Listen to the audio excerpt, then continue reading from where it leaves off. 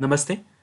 दिशा अभियान के दिशा portal video में आप सभी का स्वागत है। इस वीडियो में हम दिशा पोर्टल पे के बारे में जानकारी लेंगे कि दिशा पोर्टल पर शिक्षक की क्या-क्या भूमिकाएं हमें दिखाई देती है। सबसे पहले स्कूल एडमिन ने जिन बच्चों को आपके पोर्टल पे ऐड किया है, वो बच्चों का आईईपी मूल्यांकन आपको यहाँ से भरना है। तो आईईपी मूल्यांकन भरने की पूर्ण प्रक्रिया हम अभी आगे देखने वाले हैं। उसके साथ ही उस आईईपी प्रक्रिया पूर्ण करने के बाद बच्चों को शैक्षणिक वर्ष के लिए बच्चों के लक्ष्य का चयन करना है। उसमें से कुछ लक्ष्य घरेलू लक्ष्य होंगे और कुछ लक्ष्य स्कूल लक्ष्य होंगे। जो लक्ष्य आपने घरेलू लक्ष्य करके चुने हैं, उसको माता-पिता के साथ या केयर गिवर या के साथ आपको साझा करना है। इसके साथ ही जैसे आप लक्ष्य चुनेंगे और उसके ऊपर बच्चों को पढ़ाएँगे, उसके बाद प्रथम सत्र और द्वितीय सत्र मूल्यांकन करना भी बहुत ज़रूरी है। यह मूल्यांकन आप करने के बाद स्कूल एडमिन अप्रूव करते हैं और जैसे ही वो अप्रूव करते हैं, उसका रिपोर्ट कार्ड आप पोर्टल से डाउनलोड कर सकते हैं। तो वो रिपोर्ट कार्ड आपको माता पिता के साथ साझा करना है ताकि बच्चों की प्रगति की जानकारी उनको भी मिल सके। उसके बाद माता पिता के साथ जो पेरेंट मीटिंग आप लोगे, वो बैठक का मार्किंग भी पोर्टल के करना बहुत आवश्यक है। तो इन सब बातें आप एज ए शिक्षक करके पोर्टल पे कर सकते हैं। अभी हम देखेंगे कि ये सब बातें पोर्टल पे किस तरीके से करनी है। ये दिशा पोर्टल का यूआरएल आईडी है। इसे आप आपके गूगल क्रोम ब्राउज़र में पेस्ट कर सकते हैं या तो फिर टाइप कर सकते हैं www.projectdisha.org। तो चलिए चलते हैं हम अब एक्चुअल दिशा पोर्टल की ओर। अभी आप देख सकते हैं कि ये हमारा गूगल क्रोम ब्राउज़र है। इसमें हम दिशा पोर्टल का यूआरएल आईडी टाइप करेंगे।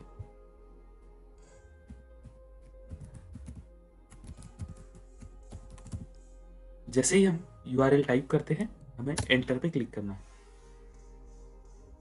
एंटर पे क्लिक करते ही सबसे पहला जो है लिंक जो है वो प्रोजेक्ट दिशा के पोर्टल का आपके सामने दिखाई देगा। तो आप यहाँ पे देख रहे हैं कि ये हमारा दिशा पोर्टल का विंडो है, दिशा पोर्टल का वेबसाइट है। लेफ्ट हैंड साइड में आप देख सकते हैं कि दिशा प्रोग्राम के बारे में कुछ जानकारी है। वो देखना चाहे आप तो यहाँ पे हु वी आर और व्हाट वी डू में आप क्लिक कर सकते हैं और दिशा प्रोग्राम के बारे में जानकारी ले सकते हैं। राइट हैंड साइड में आपको जो लॉगिन बटन दिया गया है, ब्लू कलर का बटन, उस पर क्लिक करके आप टीचर लॉगिन की ओर बढ़ सकते हैं। तो चलिए हम इस बटन पे क्लिक करते हैं। जैसे ही हम उस बटन पे क्लिक करते हैं, आपके सामने कुछ इस प्रकार का विंडो ओपन होता है। यहाँ पे क्लिक करने के बाद आपको दिशा पोर्टल पे जो भी लॉगिन रोल्स उपलब्ध है, वो सब रोल दिखाई देंगे। जैसे कि Disha admin, district head, school admin, state head और अंत में आपको दिखाई देता है टीचर। तो टीचर लॉगिन के बारे में आज हम जानकारी लेंगे। तो टीचर लॉगिन के लिए जाने से पहले आपको यहाँ पे टीचर रोल सिलेक्ट करना है। उसके बाद आपका स्कूल जिस डिस्ट्रिक्ट में आता है, वो डिस्ट्रिक्ट यहाँ पे हमें सिलेक्ट करना है। तो अभी ये हमारा डेमो स्कूल है, इसके लिए हम दिशा डिस्ट्रिक्ट चुन रहे हैं। लेकिन आपका जो असली डिस्ट्रिक्ट होगा वो आपको यहाँ पे चुनना है। डिस्ट्रिक्ट चुनने के बाद उस डिस्ट्रिक्ट में आपका जो स्कूल है, वो स्कूल का नाम चुनना बहुत ज़रूरी है। तो अभी हमने यहाँ पे दिशा स्पेशल स्कूल, ये डेमो स्कूल लिया है, इसके लिए ये स्कूल चुना है। उसके बाद नीचे जो प्रोसीड टू लॉगिन बटन है, उसके ऊपर हमें क्लिक करना है। तो जैसे ही हम प्रोसीड टू लॉगिन इस बटन पे क्लिक करते हैं, आपके सामने आपका ये लॉगिन पेज ओपन हो जाता है। तो आप यहाँ पे देख सकते हैं लॉगिन टू डीएस स्कूल, आपके स्कूल का जो इनिशियल है, वो यहाँ पे दिया जाता है। तो यहाँ पे हमें आपका लॉगिन नेम यानी यूज़र नेम एंटर करना है और नीचे पासवर्ड एंटर करना है। ये यूज़र नेम और पासवर्ड आपको आपके मुख्य अध्यापक से लेना है। एज अ स्कूल एडमिन उन्होंने आपके लिए आपका यूज़र नेम और पासवर्ड क्रिएट किया होगा, तो उनसे जो पासवर्ड और यूज़र नेम आपको मिलता है, वो यहाँ पे आपको एंटर करना है। अभी हमने यहाँ पे यूज़र नेम और पासवर्ड एंटर किया है। उसके बाद ये ब्लू बटन जो है लॉगिन, उसके ऊपर हम क्लिक करेंगे। तो जैसे ही हम उस बटन पे क्लिक करते हैं, हमारे सामने दिशा पोर्टल का ये विंडो उपलब्ध हो जाता है। तो ये आपका डैशबोर्ड है, ये टीचर डैशबोर्ड हमें यहाँ पे दिखाई देता है। तो आप यहाँ पे देख सकते हैं कि अलग-अलग ऑप्शंस यहाँ पे दिखाई देता है। सबसे पहले देखेंगे, यहाँ पे टीचर डैशबोर्ड आपको दिखाई देता है। नीचे आपका स्कूल का नाम आपको दिखाई देता है और दिशा डिस्ट्रिक्ट, आपका जो भी डिस्ट्रिक्ट होगा वो यहाँ पे दिखाई देगा और आपके स्टेट का नाम यहाँ दिखाई देगा। तो लेफ्ट हैंड साइड में आप देखेंगे कि आपका यानी टीचर का नाम यहाँ पे दिखाई देता है, आपका रोल यहाँ पे दिखाई देता है। तो ये कुछ बेसिक डिटेल्स है। उसके बाद राइट हैंड साइड में अगर हम जाते हैं, तो यहाँ पे आपके नाम पे अगर आप क्लिक करते हैं, तो आपको दो ऑप्शंस दिए जाते हैं। पहला ऑप्शन है चेंज पासवर्ड। जो स्कूल एडमिन में पासवर्ड आपको दिया है, वो अगर आप चेंज करना चाहें तो यहाँ से कर सकते हैं। तो दूसरा बटन है, वो है लॉग आउट बटन। यहाँ से आप लॉग आउट कर सकते हैं। उसके राइट हैंड साइड कॉर्नर में आपको एक ट्राई कलर फ्लैग दिखाई देता है। उसके ऊपर आप क्लिक करके पोर्टल की भाषा बदल सकते हैं। जैसे कि आप अगर हिंदी भाषा चुनना चाहें, तो हिंदी पे क्लिक कर सकते हैं, जिससे पूरा पोर्टल आपको हिंदी में दिखाई देगा। उसके बाद अगर आप मराठी चुनना चाहते हैं, तो आप मराठी भी यहाँ पे क्लिक कर सकते हैं, जिससे आप पूरा पोर्टल मराठी में दिखाई देगा। तो ये अभी चलते हैं पोर्टल के आगे के फीचर्स की ओर। तो यहाँ पे आप राइट हैंड साइड में नीचे देख सकते हैं, यहाँ पे एकेडमिक ईयर लिखा हुआ है। या पिछले साल का डैशबोर्ड देखना चाहते हैं तो इस पे क्लिक करके पिछले साल के डैशबोर्ड आप देख सकते हैं। उसके बाद यहाँ पे आप देख सकते हैं आपका स्टूडेंट डिटेल्स आपको यहाँ पे दिखाई देता है। यहाँ पे अभी डैशबोर्ड पे टीचर ने स्कूल एडमिन ने एक ही स्टूडेंट एंटर किया तो यहाँ पे एक आपको नंबर दिखाई देता है। यहाँ पे आपका नाम दिखाई देता है। नीचे जो ये 3 रोज़ आपको दिखाई देते हैं उसके बारे में थोड़ी जानकारी लेते हैं। सबसे सबसे पहली रो है आईईपी, यानी आपके पास जितने भी बच्चे होंगे उस बच्चों की आईईपी की इन्फॉर्मेशन आपको यहाँ पे दिखाई देती है। जैसे कि नॉट स्टार्टेड, यानी एक बच्चा है तो एक बच्चे की आईईपी अभी तक शुरू नहीं हुई, इसके लिए यहाँ पे ये एक दिखाई देता है। वो सबमिट होने के बाद यहाँ पे एक सबमिटेड दिखाई देगा, वही अगर अप्रूव हो जाता है तो वो नंबर यहाँ पे दिखाई देगा। और बेसलाइन के बाद यानी आईईपी के बाद अगर आप पेरेंट केयर गिवर मीटिंग करते हो तो उसकी जानकारी हमें यहाँ पे दिखाई देगी। तो उसी तरीके से फर्स्ट टर्म प्रथम सत्र का जो भी जानकारी है वहाँ पे दिखाई देगी, तो द्वितीय सत्र की जानकारी यहाँ पे नीचे दिखाई देगी। थोड़ा लेफ्ट हैंड साइड के बारे में हम अभी जानकारी देंगे। लेफ्ट हैंड साइड में आपको यहाँ पे कुछ ऑप्शंस दिए गए हैं। सबसे पहला है मास्टर। मास्टर में 2 मास्टर है, एक स्टूडेंट और दूसरा है दिशा करिकुलम। तो सबसे पहले स्टूडेंट मास्टर पे जाएंगे। जैसे ही हम स्टूडेंट मास्टर के ऊपर क्लिक करते हैं हमारे सामने हमारे डैशबोर्ड में या हमारे क्लासरूम में जितने भी बच्चे हैं उन सब की इन्फॉर्मेशन यहाँ पे दिखाई देती है। अभी हमारे पास एक ही बच्चा है, गणेश राजेश पाटिल। तो इस पे अगर हम क्लिक करते हैं तो हमारे सामने उस बच्चे की यानी गणेश की पूरी इन्फॉर्मेशन दिखाई देती है। गणेश का नाम, registration ID, date of birth, उसका टीचर, उसका जो डिसेबिलिटी का स्तर है वो पूरी जानकारी हमें यहाँ पे दिखाई देती है। तो ये जानकारी में अगर आपको कोई भी शंका या सवाल है या कोई जानकारी अपडेट करने की ज़रूरत है तो आपको इसके लिए स्कूल एडमिन से संपर्क करना है ताकि वो ये जानकारी अपडेट कर सके। ध्यान रखिए, बच्चों की जानकारी अपडेट करने की या एडिट करने का अधिकार स्कूल एडमिन के पास ही है। तो उसके बाद आता है दिशा करिकुलम, जो हम आईईपी प्रोसेस कंप्लीट करने के बाद देखेंगे। तो अभी फिर से हम डैशबोर्ड पे जाएंगे। तो ये हमारा डैशबोर्ड है। नीचे आप देख सकते हैं कि हमारे डैशबोर्ड पे फिलहाल एक ही बच्चा एडेड है, वो है गणेश राजेश पाटिल। और उसका कंप्लीट स्टेटस जो है ग्रे कलर में दिखाई दे रहा है, यानी कि इस पर अभी तक काम शुरू नहीं हुआ। तो चलिए देखते हैं कि आईईपी प्रोसेस दिशा पोर्टल पे कैसे होता है, उसका मार्किंग कैसे करना है और उसके बाद मार्किंग करने के बाद उसके गोल्स किस तरीके से चुनने हैं। तो अभी हमें अगर गणेश राजेश पाटिल इस बच्चे का आईईपी प्रोसेस जो है शुरू करना है तो यहाँ पे जो आईईपी करके बटन दिया गया है उसके ऊपर हमें क्लिक करना है। तो जैसे ही हम आईईपी इस बटन पे क्लिक करते हैं तो हमारे सामने कुछ इस प्रकार का विंडो ओपन होता है। जैसे ही हम आईईपी इस बटन पे क्लिक करेंगे हमारे सामने कुछ इस प्रकार का विंडो उपलब्ध हो जाएगा। ऊपर आप देख सकते हैं कि आपके लिए एक इम्पॉर्टेंट नोट है। इस बच्चे के लिए अभी तक कोई भी आईईपी शुरू नहीं की गई है, इसके लिए हमें न्यू असेसमेंट इस बच्चे की क्रिएट करनी होगी। तो यहाँ पे आपको बच्चे के नाम के सामने गेट असेसमेंट और क्रिएट न्यू असेसमेंट, ये 2 ऑप्शन दिखाई देता है। नई असेसमेंट क्रिएट करने के लिए आपको क्रिएट न्यू असेसमेंट इस बटन पे क्लिक करना है। जैसे ही आप उस बटन पे क्लिक करते हैं आपके सामने ये एक ऑप्शन उपलब्ध होता है कि आपको इस बच्चे के लिए कौन सी उम्र की असेसमेंट चेकलिस्ट चुननी है। ध्यान रखिए, दिशा पोर्टल के ऊपर आपको 2 तरीके की असेसमेंट चेकलिस्ट उपलब्ध है। एक है 3 से 14 साल के बच्चों के लिए और दूसरी है 14 से 18 साल के बच्चों के लिए। तो अभी आप देख सकते हैं कि इस बच्चे की उम्र 7 साल है, तो अभी हमें 3 से 14 साल की चेकलिस्ट जो है बच्चे के लिए चुननी है। तो जैसे ही हम वो चेकलिस्ट चुनते हैं ऊपर आपको दिशा पोर्टल की तरफ से कंफर्मेशन आता है कि सही में आप 3 से 14 साल की चेकलिस्ट चुनना चाहते हैं, आपको उस पर ओके करना है। तो जैसे ही आप ओके करते हैं तो आपके सामने वो असेसमेंट चेकलिस्ट सब आपके सामने ओपन हो जाती है।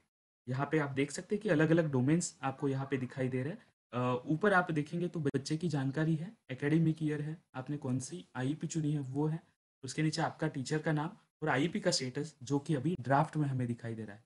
ध्यान रखिए, आपको अगर यह आईईपी असेसमेंट यानी ये सारे डोमेन्स और आईईपी के पैरामीटर्स हिंदी या मराठी में देखना चाहते हैं तो आपको यहाँ से आपकी भाषा जो है चुननी है।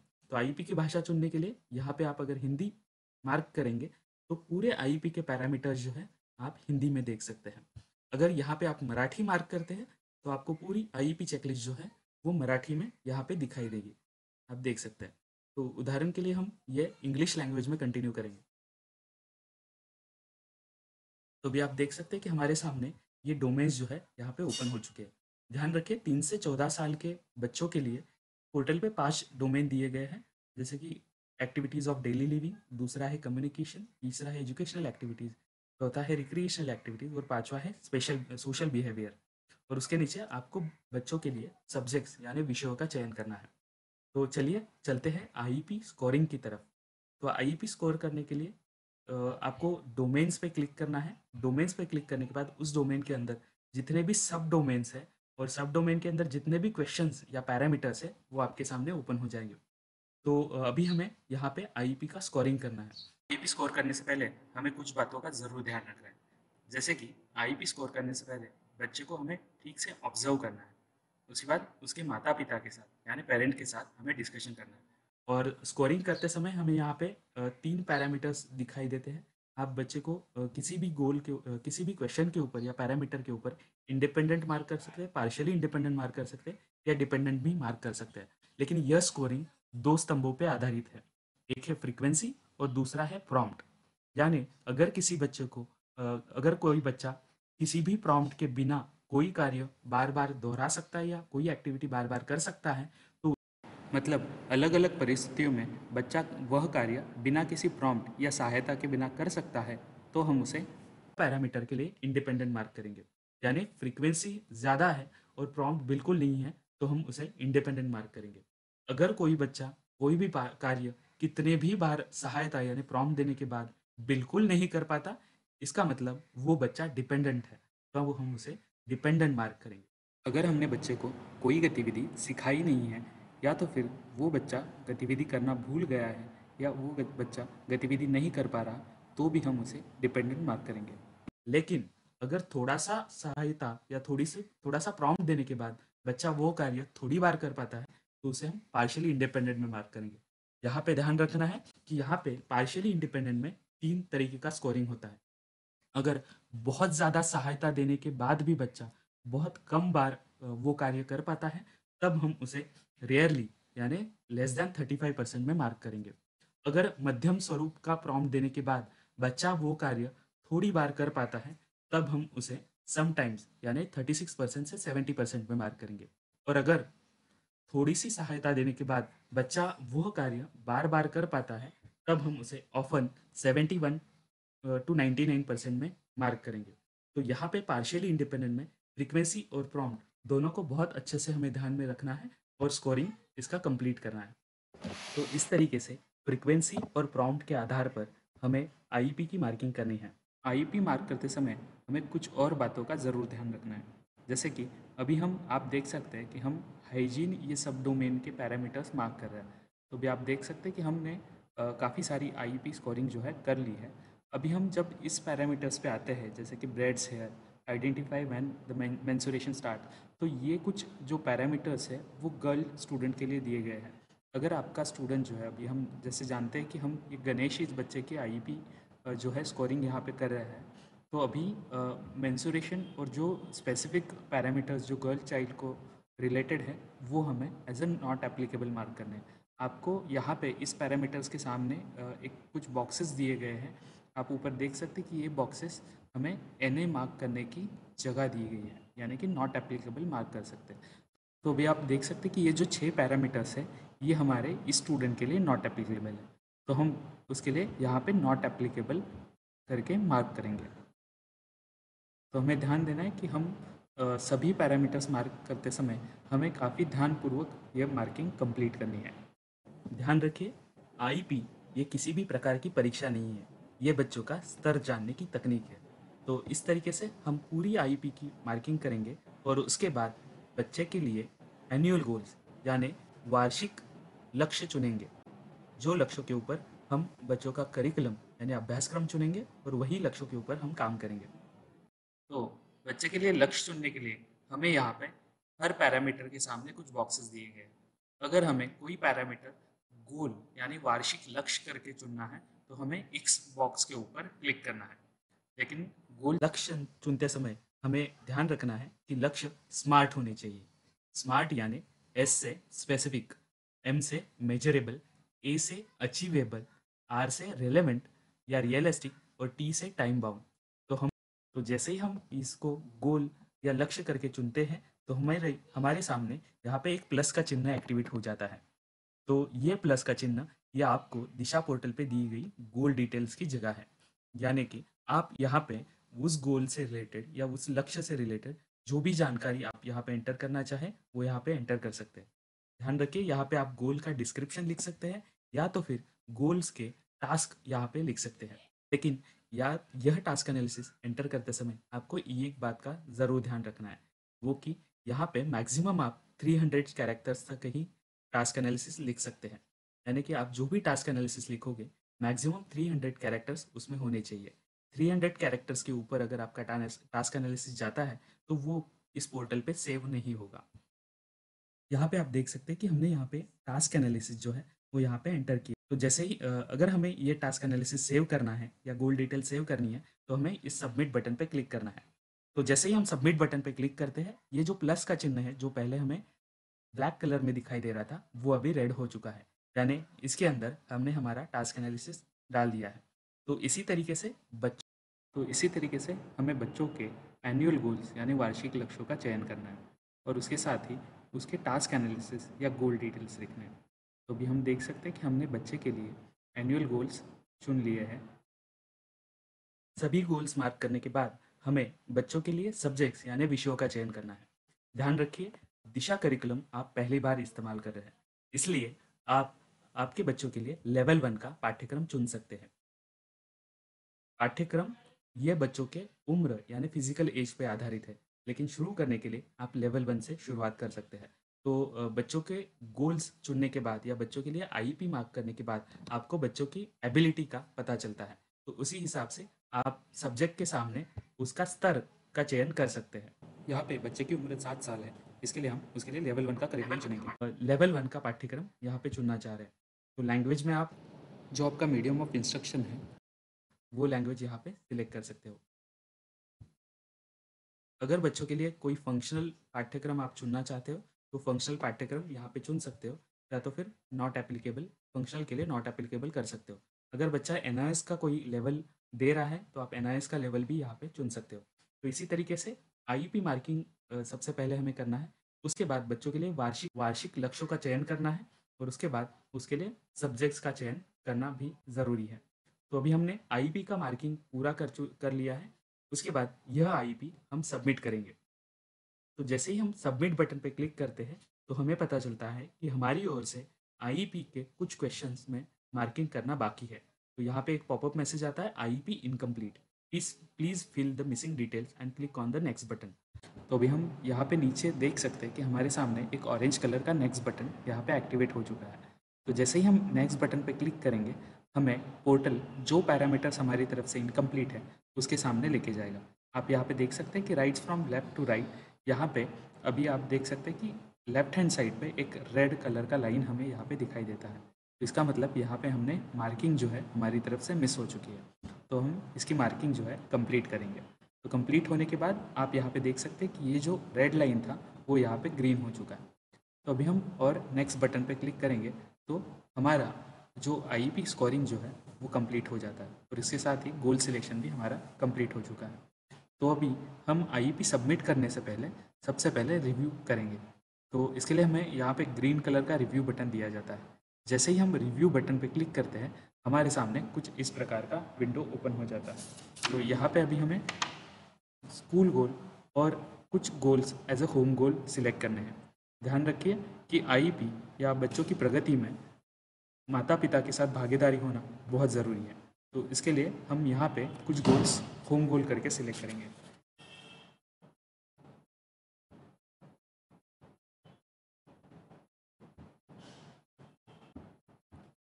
तो आप यहाँ पे देख सकते हैं कि ऊपर हमें गोल्स की समरी दिखाई देती है। आप यहाँ पे देख सकते हैं कि हमने 5 होम गोल्स चुने हैं और 25 स्कूल गोल्स हमने यहाँ पे चुने हैं। तो जैसे ही हमारा रिव्यू कंप्लीट होता है हम इस ब्लू कलर के सेव बटन पे क्लिक करेंगे। तो सेव करने के बाद अभी ये हमारा आईईपी यहाँ पे कंप्लीट हो चुका है। तो जैसे ही हम सेव करते हैं तो हमारे लक्ष्य वो साल के लिए निश्चित हो जाते हैं। उसके बाद हमें यह आईईपी या यह गोल हमें स्कूल एडमिन की तरफ सबमिट करने हैं। सबमिट करने के लिए आपको यहाँ पे एक ब्लू कलर का बटन दिखाई देता है। जैसे ही आप उस बटन पे क्लिक करेंगे तो यह आईपी आपके स्कूल एडमिन के पास यानी मुख्य अध्यापक के पास सबमिट हो जाएंगे। उसके नीचे ही आपको एक रीसेट बटन दिया गया है। अगर आपको लगता है कि ये जो आईपी आपने मार्किंग की है या जो लक्ष्यों का आपने चयन किया है उसमें काफ़ी तरीके से बदलाव करने की आवश्यकता है, तो आप इस रीसेट बटन पे क्लिक कर सकते हैं।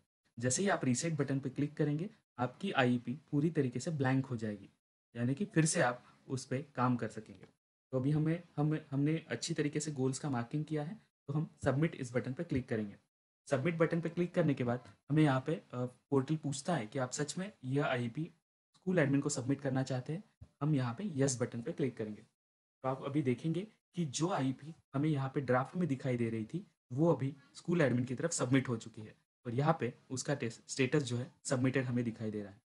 तो अभी टीचर डैशबोर्ड पे अगर हम जाएंगे तो हमें पता दिखेगा कि यह आईपी का कलर जो है यहाँ पे ऑरेंज हो चुका है, यानी बेसलाइन आईपी जो है हमारी स्कूल एडमिन की तरफ सबमिट हो चुकी है। तो इस तरीके से हमें आईपी की पूर्ण प्रक्रिया पोर्टल पे करनी है, और आईपी जो है वो स्कूल एडमिन की तरफ सबमिट करनी है।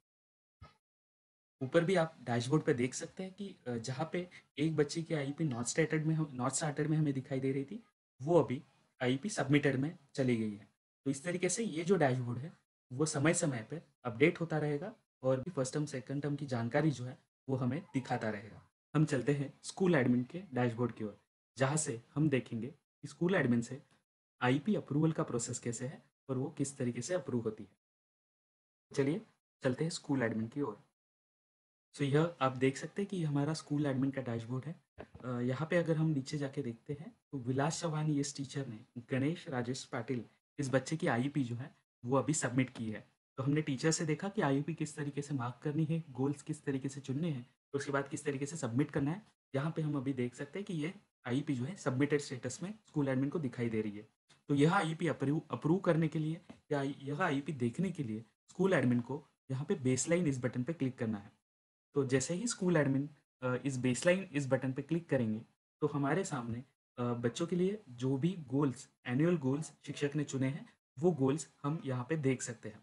तो स्कूल एडमिन की यह बहुत महत्वपूर्ण जिम्मेदारी है कि यह गोल्स को ठीक तरीके से जांचे।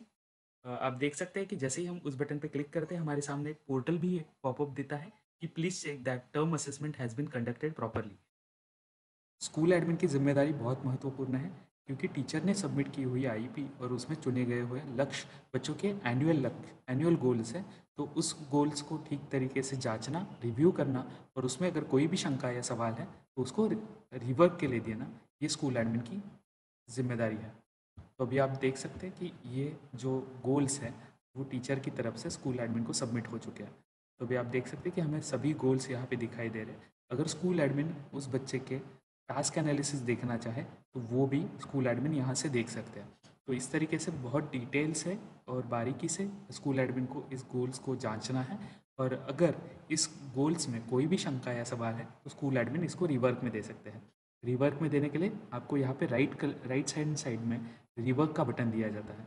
तो जैसे ही हम रिवर्क इस बटन पे क्लिक करते हैं तो आपको आपके सामने एक कमेंट बॉक्स ओपन हो जाएगा। तो आपको स्कूल एडमिन को यहाँ पे रिवर्क का कमेंट जो है वो यहाँ पे मेंशन करना है। तो अभी आप देख सकते हैं कि रिवर्क का कमेंट जो है यहाँ पे स्कूल एडमिन की तरफ से एंटर हो चुका है। जैसे ही हम सबमिट बटन पे क्लिक करेंगे, यह आईपी सबमिटेड से रिवर्क में चली जाएंगी। अभी हम डैशबोर्ड पे भी अगर देखेंगे तो हमें यह आईपी जो है वो यहाँ पे रिवर्क में दिखाई दे रही है। तो अभी चलते हैं हम टीचर डैशबोर्ड की ओर। अभी हम टीचर डैशबोर्ड पे हैं, यहाँ पे हम देख सकते हैं कि गणेश राजेश पाटिल इस बच्चे की आईपी हमने स्कूल एडमिन को सबमिट की थी, और स्कूल एडमिन से हमें अभी उस पर रिवर्क मिला है। तो अभी हम देख सकते हैं कि यहाँ पे हमें जहाँ पे सबमिटेड करके हमें दिखाई दे रहा था वहाँ पे हमें रिवर्क करके दिखाई दे रहा है। तो रिवर्क देखने के लिए हमें इस ऑरेंज कलर के टैब के ऊपर क्लिक करना है। तो जैसे ही हम ऑरेंज कलर के टैब के ऊपर क्लिक करेंगे, हमारे सामने हमने सबमिट की हुई आईपी एडिटेबल फॉर्मेट में दिखाई देंगे। तो भी आप देख सकते हैं कि यह आईपी हमारे पास वापस आ चुकी है, और यहाँ पे रिवर्क में हमें कमेंट मिला है। तो अभी आप देख सकते हैं कि यहाँ पे कमेंट में स्कूल एडमिन में जो भी शंका या सवाल पूछा है या जो भी रिवर्क कमेंट दिया वो हम यहाँ पे देख सकते हैं।